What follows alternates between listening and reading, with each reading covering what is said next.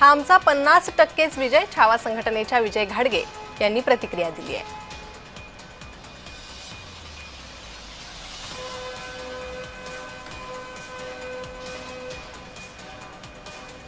आणि याच संदर्भात छावा संघटनेचे विजय घाडगे यांनी जय महाराष्ट्राशी संवाद साधलाय। ते नेमके काय म्हणाले पाहूयात।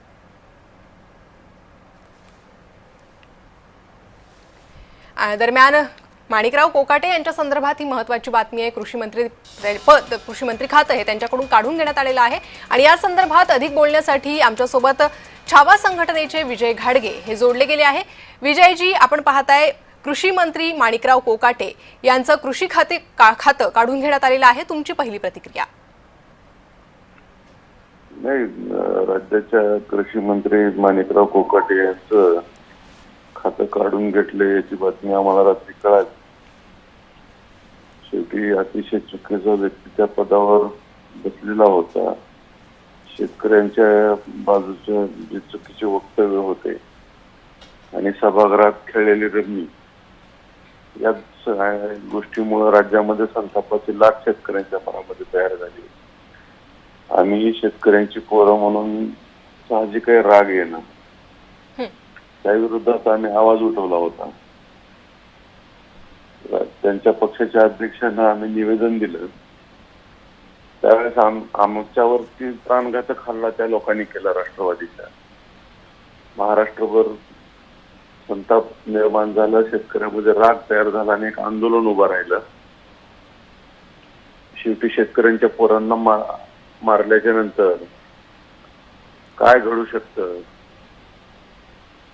कृषी खातं आज सोडावं लागलंय। परंतु हा जरी शेतकऱ्यांच्या पोरांचा विजय असला, दुसरं त्यांना मंत्रिपद दिलं, दुसरं खातं दिलं, असं म्हणावं लागेल की अजितदादा असतील किंवा सरकारमध्ये लोक असतील, या लोकांना चुकीची लोक का पोसायचे, का सांभाळायचे असे लोक?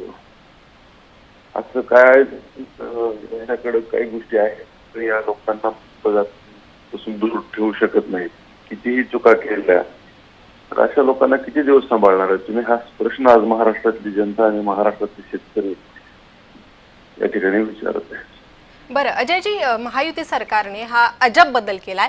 तुमची मागणी होती कृषी मंत्री माणिकराव कोकाटे यांच्या राजीनाम्याची, मात्र खाते बदल करण्यात आलेली आहे, मग यानंतर तुमची भूमिका? नाही, आज आम्ही कृषी मंत्री बदललाय याच्यात आम्ही समाधानी आहोत, परंतु क्रीडा खातं जर तुम्ही त्यांना दिलंय तर मग आता क्रीडा खात्यात खेळाचं खातं आहे ही मग आता रम्मी खेळणार आहेत, आणखीन काय दुसरं खेळणार आहेत? महाराष्ट्रातल्या तरुणांना काय आदर्श, यांचा आदर्श काय घेतील महाराष्ट्रातले तरुण? आमचं एवढंच म्हणणं आहे की महाराष्ट्रातल्या तरुण पिढीला रम्मीचा खेळ नाही खेळवला पाहिजे यांनी। आणि अजितदादा पवार असतील, राज्याचे मुख्यमंत्री असतील, यांनी माणिकराव कोकाटे यांना मंत्रिमंडळात का घेतले याचं स्पष्टीकरण दिलं पाहिजे राज्याला।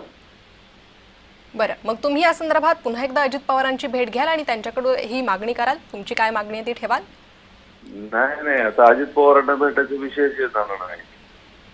आम्ही भेटलो होतो पाठीमागच्या काळात, सगळ्या गोष्टी बोललोय आम्ही, परंतु आता महाराष्ट्रातल्या जनतेला या लोकांकडून स्पष्टीकरण पाहिजे किंवा आम्ही माणिकराव कोकाटेंना का पोचतोय। एवढ्या चुका केल्याच्या नंतर, वारंवार शेतकऱ्यांच्या बाबतीत चुकीचे वक्तव्य केल्याच्या नंतरही आम्ही त्यांना पदावर दुसऱ्या का घेतोय? महाराष्ट्रात एवढा विरोध झाला, शेतकऱ्यांच्या मनामध्ये संतापाची लाट तयार झाली, तरीही तुम्ही हकालपट्टी न करता किंवा राजीनामा न घेता त्यांना दुसरं खातं देता। आमच्या मनामध्ये प्रश्न पडला ना किंवा कशासाठी तुम्ही असे लोक पोचताय? तुमच्याकडे दुसरे लोक नाहीत का? अशा लोकांना सांभाळून तुम्ही महाराष्ट्रातल्या जनतेचा अवमान करताय। महाराष्ट्रातली जनतेची मागणी काय होती? राजीनाम्याची मागणी असताना तुम्ही त्यांना ते खातं काढून समाधान करण्याचा प्रयत्न केलेला आहे। नक्कीच, त्यामुळे अनेक प्रश्न विजयजी उपस्थित होत आहे। धन्यवाद, तुम्ही जय महाराष्ट्र सोबत संवाद साधला त्यासाठी.